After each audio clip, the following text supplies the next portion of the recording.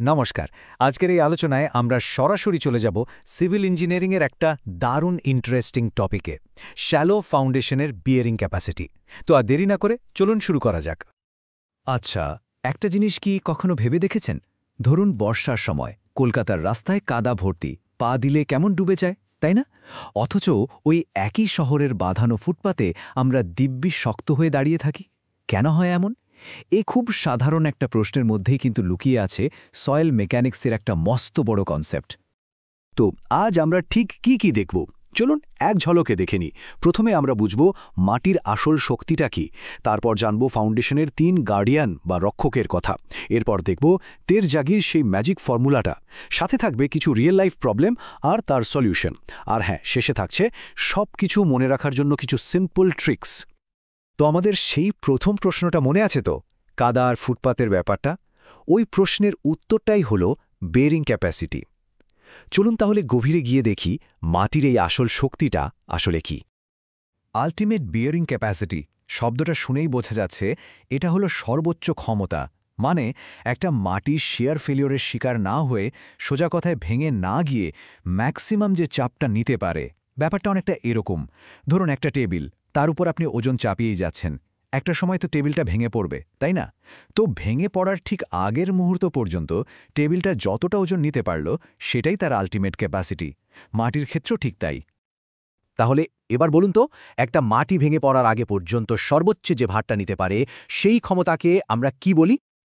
আচ্ছা, এখন কথা হলো মাটির এই যে শক্তি, এটা কিন্তু একা একা আসে না।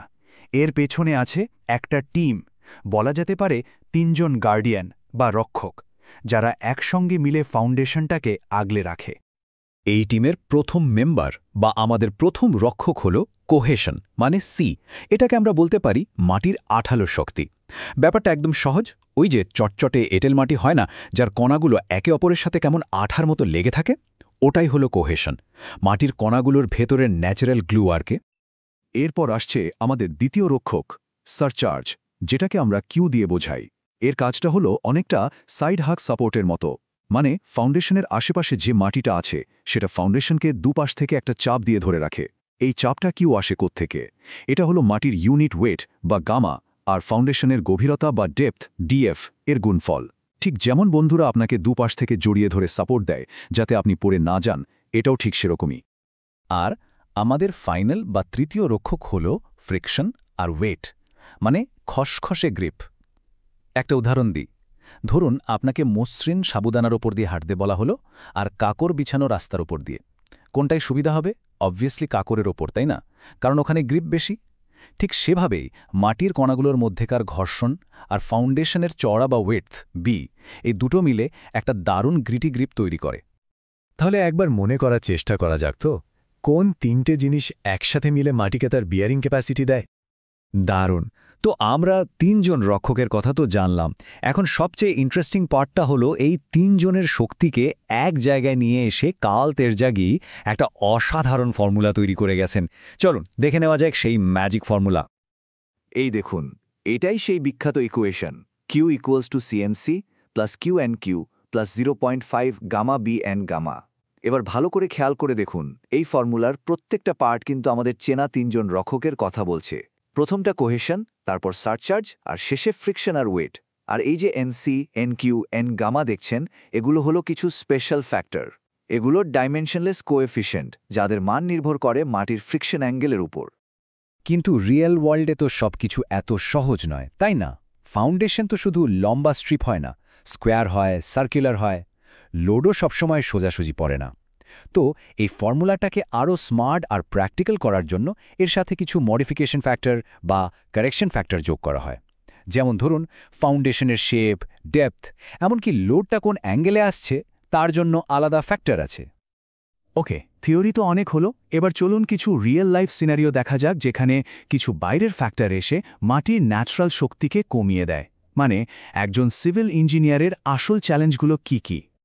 এর মধ্যে একটা খুব বড় ভিলেন হল ওয়াটার টেবলের এফেক্ট। ভাবুন তো, মাটির কণাগুলো একে অপরের সাথে লেগে থেকে শক্তি যোগাচ্ছে। এবার যদি নিচ থেকে জলস্তর ওপরে উঠে আসে তাহলে কি হবে? জলটা ওই কণাগুলোর মাঝখানে ঢুকে গিয়ে ওদেরকে একে অপরের থেকে দূরে ঠেলে দেবে। ফলে ওদের মধ্যেকার যে গ্রিপ বা এফেক্টিভ স্ট্রেস সেটা কমে যাবে। আর গ্রিপ কমে যাওয়া মানে সোজা কথায় মাটির বিয়ারিং ক্যাপাসিটি কমে যাওয়া। তাহলে সহজ করে বলুন তো, ওয়াটার টেবিলের লেভেল উপরে উঠলে মাটির বিয়ারিং ক্যাপাসিটি বাড়ে না কমে?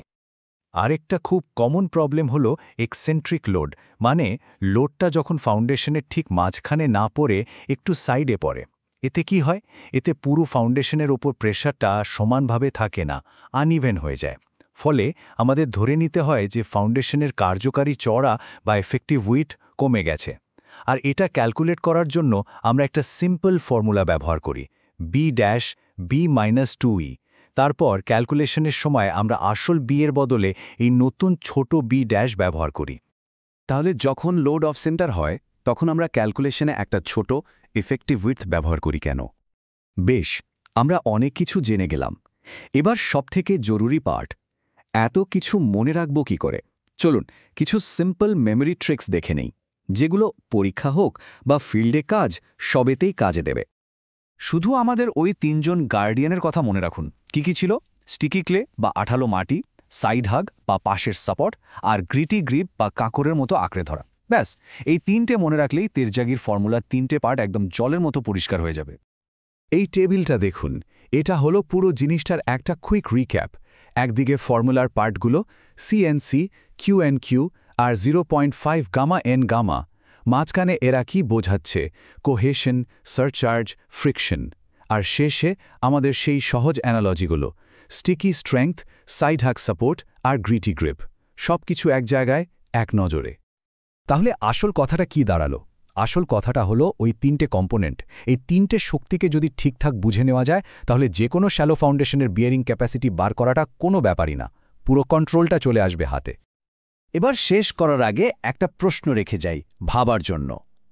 দেখুন, আমাদের শহরগুলোয় বিল্ডিংগুলো দ্বন্দ্ব উঁচু হচ্ছে, আমরা আরও চ্যালেঞ্জিং মাটির উপর কনস্ট্রাকশন করছি। এই অবস্থায় আজকের শেখা এই বেসিক প্রিন্সিপালগুলো কাজে লাগিয়ে আমরা কিভাবে এমন ফাউন্ডেশন ডিজাইন করতে পারি যা শুধু আজকের জন্য সেফ হবে না, বরং আগামী 100 বছরের ঝড়ঝাপটা সামলাতেও তৈরি থাকবে। সব সময় মনে রাখবেন, মাটির ভাষাকে যে বুঝতে পারে সে আসলে ভবিষ্যৎ গড়ার ক্ষমতা রাখে। এই যে কনসেপ্টগুলো আমরা শিখলাম, এগুলো শুধু সেমিস্টার পাশ করার জন্য নয়, এগুলো টাইমলেস। ভাবুন একবার, ভবিষ্যতের হাই স্পিড রেল, ভূমিকম্পরোধী বাড়ি বা সাস্টেনেবল স্মার্ট সিটি, এই সব কিছুর গোড়াতেই কিন্তু রয়েছে মাটির এই শক্তিকে বোঝার ক্ষমতা। আর সেই ভবিষ্যৎ গড়ার কারিগর তো আপনারাই।